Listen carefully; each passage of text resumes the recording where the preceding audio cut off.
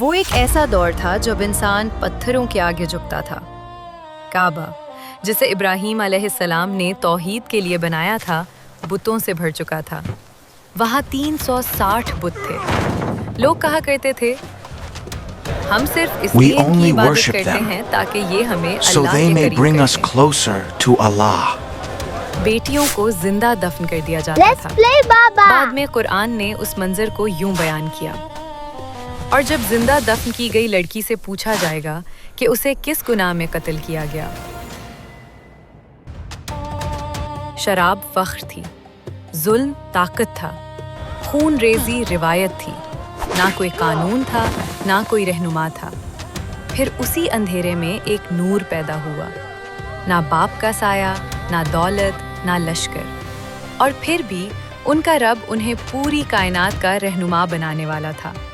وہ کبھی کسی بت کے سامنے نہیں جھکے، انہوں نے کبھی جھوٹ نہیں بولا، یہاں تک کہ لوگ بھی کہا کرتے تھے، ہم نے سے زیادہ سچا شخص کبھی نہیں دیکھا۔ اور ان کا نام تھا محمد صلی اللہ علیہ وسلم۔ پھر تاریخ کے وہ لمحات آنے والے تھے جو شرک کی بت کی بھلا دینے والے تھے۔ بت گریں گے، قبیلے ٹکرائیں گے، حق کے پیغام کے خلاف قدم اٹھیں گے۔ لیکن یہ پیغام رکنے والا نہیں تھا، اسلام ابھرنے والا تھا۔ آخری نبی سے تقریباً 8000 سال پہلے اللہ نے آدم علیہ السلام کو بھیجا۔ وہ انسانیت کا پہلا نور تھے۔ اللہ نے انہیں ہر چیز کا علم عطا کیا، زمین، پانی، آسمان اور انسانوں کے نام، سب کچھ ان کے علم میں تھا۔ ہر قوم میں رسول بھیجے جائیں گے، اور تمہاری اولاد میں سے بھی ایک رسول آئے گا۔ اے میرے بچوں، اللہ نے مجھ پر نور عطا کیا، اور تمہاری نسلوں میں سے بھی رسول آئیں گے۔ وہ صرف اللہ کی عبادت کی دعوت دیں گے اور انسانیت کو نور سے روشن کریں گے۔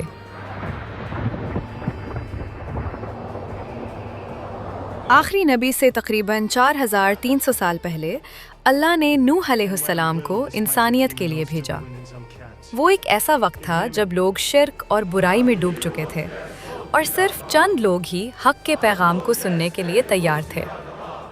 انہوں نے پکار کر کہا، صرف اللہ کی عبادت کرو اور اس شرک کو چھوڑ دو۔ اللہ تمہاری نسلوں میں سے رسول بھیجتا رہے گا جو تمہیں صرف حق کی دعوت دیں گے۔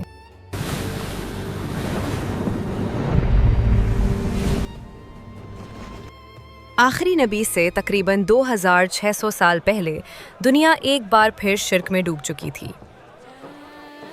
بت، ستارے، چاند اور سورج سبھی کو معبود بنا لیا گیا تھا۔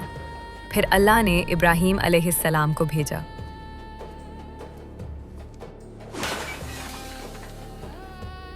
اے ہمارے رب، ان میں انہی میں سے ایک رسول بھیج جو ان پر تیری آیات تلاوت کرے، انہیں کتاب اور حکمت سکھائے اور انہیں پاک کرے۔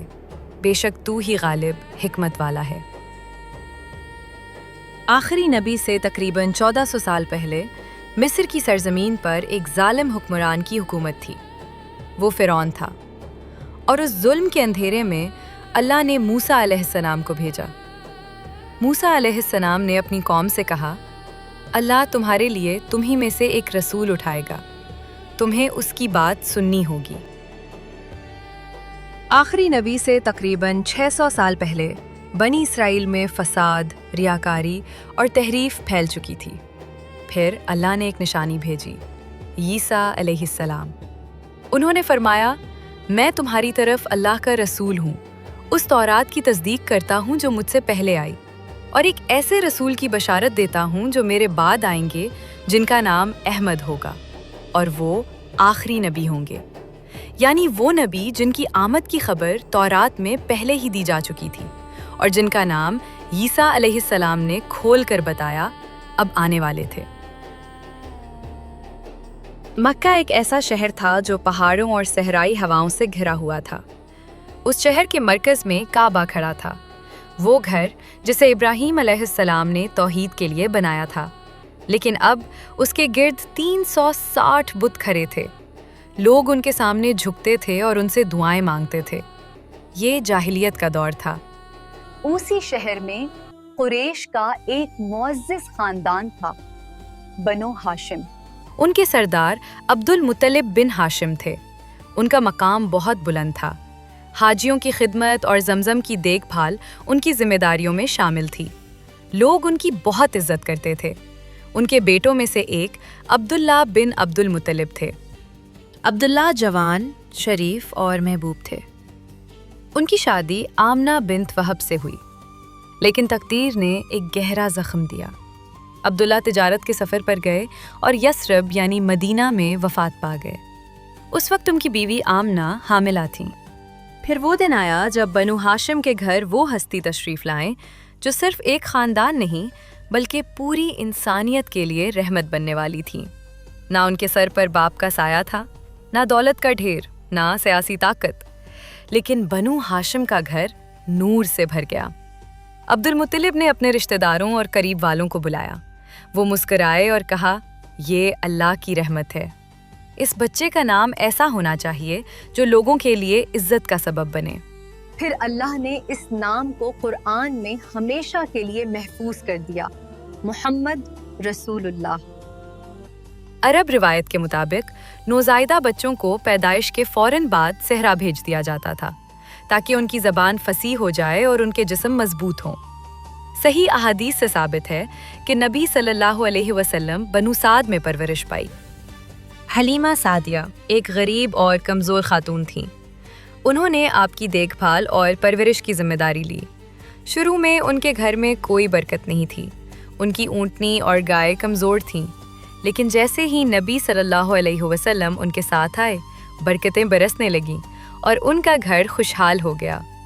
ننھے نبی صلی اللہ علیہ وسلم نے وہاں 4 سال گزارے۔ وہ وقت صرف دودھ اور کھیل کا نہیں تھا، وہیں ان کی پہلی تربیت ان کے ماحول اور کائنات سے شروع ہوئی۔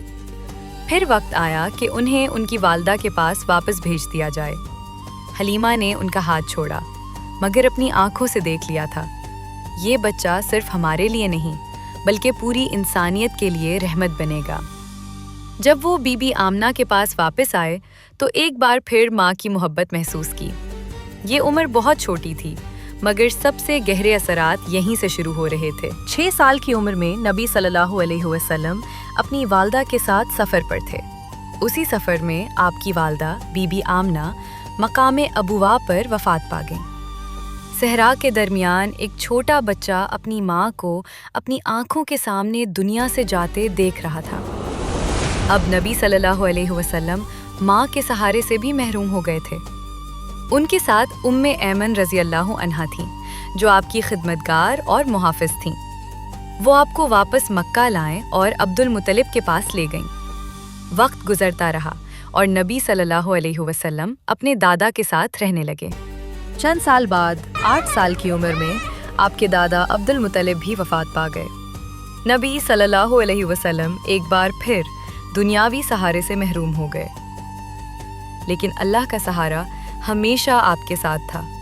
اللہ نے فرمایا، تمہارے رب نے نہ تمہیں چھوڑا ہے اور نہ ناراض ہوا ہے۔ اب ذمہ داری آپ کے چچا ابو طالب پر آئی۔ روایات میں آتا ہے کہ ابو طالب آپ کو اپنے بستر پر سلاتے تھے، سفر میں ساتھ لے جاتے تھے اور آپ سے بہت محبت کرتے تھے۔ ایک رات گھر میں کھانا کم تھا، بچے بھوکے تھے۔ ابو طالب نے دیکھا کہ نبی صلی اللہ علیہ وسلم خاموش بیٹھے ہیں تو پوچھا، بھتیجے تم کھانا کیوں نہیں کھاتے؟ آپ نے نرمی سے جواب دیا، چچا پہلے میرے بھائی کھا لیں۔ ابو طالب کا دل بھر آیا۔ وہ اپنی بیوی فاطمہ بنت اسد سے کہا کرتے تھے، اللہ کی قسم یہ بچہ مختلف ہے، اس میں ایک نرمی ہے جو کسی اور میں نہیں۔ 12 سال کی عمر میں ابو طالب آپ کو اپنے ساتھ تجارت کے سفر پر شام لے گئے۔ صحرا، قافلہ، اونٹوں کی گھنٹیاں اور ایک سنجیدہ خاموش طبیعت جو باقی بچوں سے بالکل مختلف تھی۔ چھوٹی عمر ہی سے آپ اپنے ارد گرد کے ماحول کو سمجھنے لگے تھے۔ یہ صرف روزی کمانے کا معاملہ نہیں تھا، یہ صبر کی تربیت تھی، یہ تنہائی کی عادت تھی، یہ قیادت کی بنیاد تھی۔ پھر جوانی میں تجارت شروع ہوئی۔ مکہ کے لوگ آپ کو الامین کہنے لگے، سچے، امانت دار۔ یہ لقب وہی لوگ دے رہے تھے جو خود شرک میں ڈوبے ہوئے تھے۔ پھر مکہ میں وہ لمحہ آیا जब हजर अस्वद को दोबारा उसकी जगह रखने का वक्त आया। हर कबीला चाहता था कि ये शरफ सिर्फ उसे ही मिले।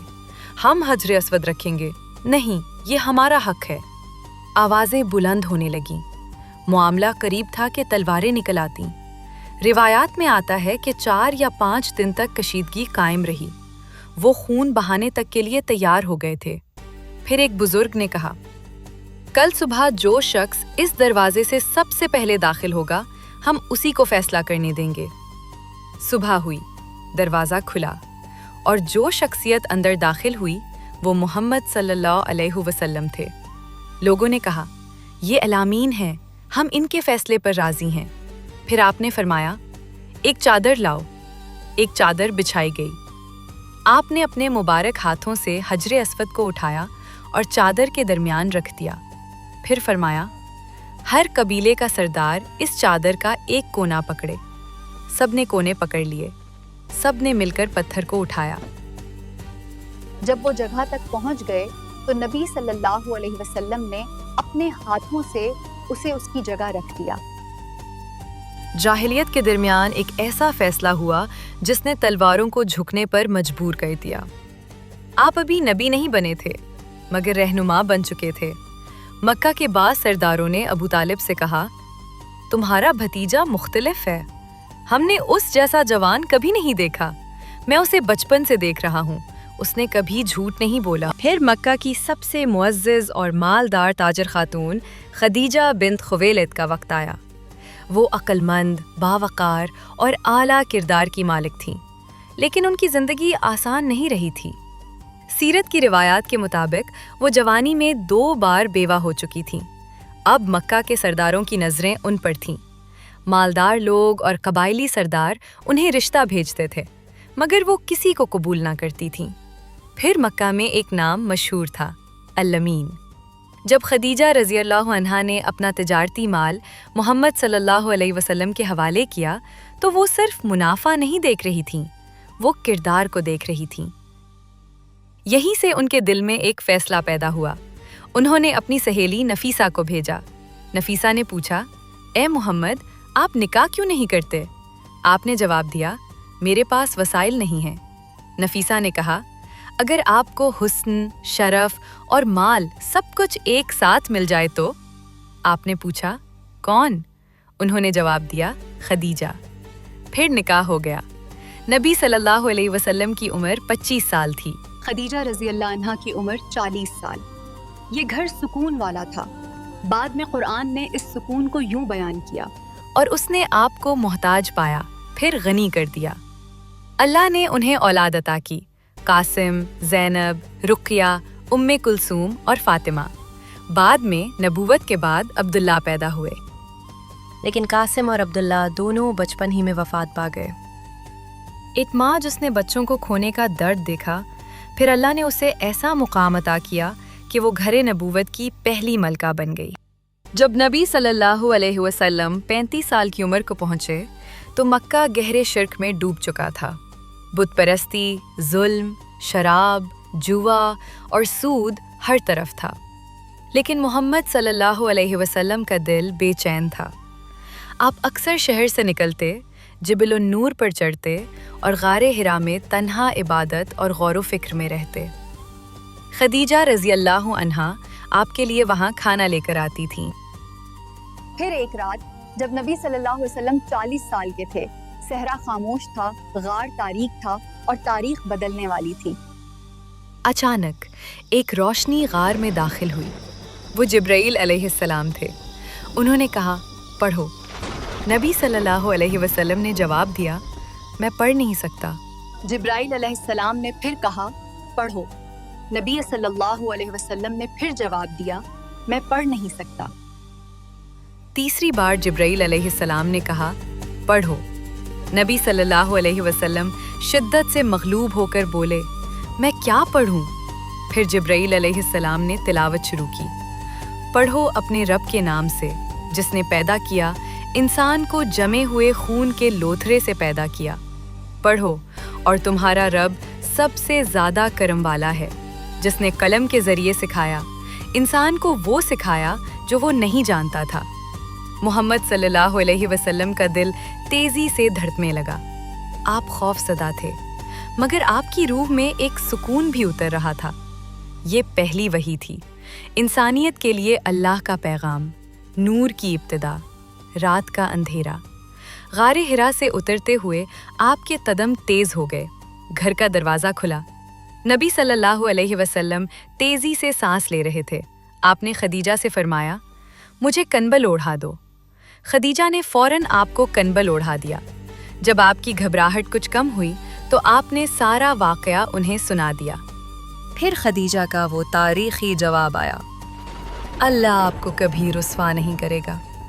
आप सिला रहमी करते हैं, आप कमज़ोरों का बोझ उठाते हैं, आप मेहमान नवाजी करते हैं और आप हक के साथ खड़े रहते हैं। फिर वो आपको वरका बिन नौफल के पास ले गईं, जो इंजील पढ़ा करते थे। वो तौहीद को जानते थे और आसमानी किताबों का इल्म रखते थे। मोहम्मद सल्लल्लाहु अलैहि वसल्लम ने पूरा वाकया बयान किया। वरका के चेहरे का रंग बदल गया। उन्होंने कहा, ये वही फरिश्ता जिब्राइल हैं जो मूसा अलैहिस्सलाम के पास आया करते थे। काश मैं उस वक्त जवान होता जब आपकी कौम आपको निकाल देगी। मोहम्मद सल्लल्लाहु अलैहि वसल्लम ने हैरत से फरमाया, क्या वो मुझे निकाल देंगे? मैंने तो कभी किसी के साथ बुरा नहीं किया। वरका ने कहा, जो भी ऐसा पैगाम लेकर आया उससे दुश्मनी की गई। कमरे में खामोशी छा गई। पहली बार आने वाले तूफान को लफ्जों में बयान किया गया। फिर एक दिन जिब्राइल अलैहिस्सलाम दोबारा नबी सल्लल्लाहु अलैहि वसल्लम के सामने जाहिर हुए और आपको एक वादी में ले गए। उन्होंने कहा, अल्लाह ने आपको नमाज कायम करने का हुक्म दिया है। फिर जिब्राइल अलैहिस्सलाम ने नबी सल्लल्लाहु अलैहि वसल्लम को वुज़ू का तरीक़ा और नमाज पढ़ना सिखाया। ये नमाज पूरी इंसानियत के लिए रहमत बनने वाली थी। नबी सल्लल्लाहु अलैहि वसल्लम ने नमाज अदा की, फिर अपने घर वापस आ गए। सवाल ये है, नबी सल्लल्लाहु अलैहि वसल्लम पर सबसे पहले ईमान कौन लाया? वो खदीजा रज़ी अल्लाहु अन्हा थीं। उन्होंने एक लम्हे की ताख़ीर के बगैर कहा, मैं गवाही देती हूँ कि आप अल्लाह के रसूल हैं। फिर सिर्फ 10 साल का एक छोटा लड़का अली बिन अबी तालिब, वो घर में मौजूद थे। उन्होंने देखा कि नबी सल्लल्लाहु अलैहि वसल्लम और खदीजा नमाज पढ़ रहे हैं। अली रज़ी अल्लाहु अन्हु ने पूछा, ये क्या है? नबी सल्लल्लाहु अलैहि वसल्लम ने जवाब दिया, ये अल्लाह का दीन है। अली ने कहा, मुझे अपने वालिद से मशवरा करने दीजिए। वो रात भर सोचते रहे और अगली सुबह वापस आए। अल्लाह ने मुझे पैदा किया है, अबू तालिब से पूछे बगैर। फिर मैं अल्लाह की इबादत के लिए उनसे इजाज़त क्यों लूं? फिर उन्होंने इस्लाम कबूल कर लिया। इसके बाद आज़ाद किए गए गुलाम ज़ैद बिन हारिसा ने भी इस्लाम कबूल कर लिया। फिर उस शख्स का वक्त आया जो इस्लाम का सबसे बड़ा साथी बनने वाला था, अबू बकर सिद्दीक़ रज़ी अल्लाहु अन्ह। वो मक्का के एक मुअज़्ज़ज़ ताजिर थे, नरम मिजाज और सच्चे।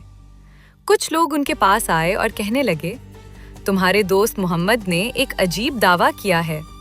वो कहते हैं कि ये बुत कुछ नहीं है, सिर्फ एक अल्लाह है। तुम उनके करीब हो, जाओ और उन्हें समझाओ। अबू बकर के चेहरे पर संजीदगी आ गई। उन्होंने पूछा, क्या वाकई उन्होंने ये कहा है? लोगों ने कहा, वो कहते हैं कि उन पर आसमान से वही आई है। अबू बकर फौरन मुड़े और सीधे चल पड़े। वो मोहम्मद सल्लल्लाहु अलैहि वसल्लम के घर में दाखिल हुए और सीधा पूछा, ए मोहम्मद, क्या ये सच है जो लोग कह रहे हैं? जवाब आया, मैं अल्लाह का रसूल हूँ। मैं तुम्हें एक अल्लाह की इबादत की दावत देता हूँ, बस इतना ही। न दलाइल का ढेर, न लफ्ज़ों का बोझ। अबू बकर सिद्दीक़ रज़ी अल्लाहु अन्हु ने उन्हें देखा। 40 साल की जिंदगी उनकी आंखों के सामने गुजर गई। एक ऐसा इंसान जिसे उन्होंने कभी एक झूठ बोलते नहीं देखा था। और उन्होंने फौरन कहा, मैं गवाही देता हूँ कि अल्लाह के सिवा कोई माबूद नहीं और आप अल्लाह के रसूल हैं। ये लम्हा छोटा था, मगर तारीख़ के लिए ये एक इनकलाब था। इस्लाम के ये इब्तिदाई लोग बहुत जल्द दुनिया का नक्शा बदलने वाले थे। اسلام کی پہلی آذان بلند ہو گئی اور کافروں کے ساتھ پہلی جنگ آئے گی۔ لیکن اللہ کا منصوبہ آگے بڑھ رہا تھا اور کچھ لوگ اس نور کے لیے تیار کیے جا رہے تھے۔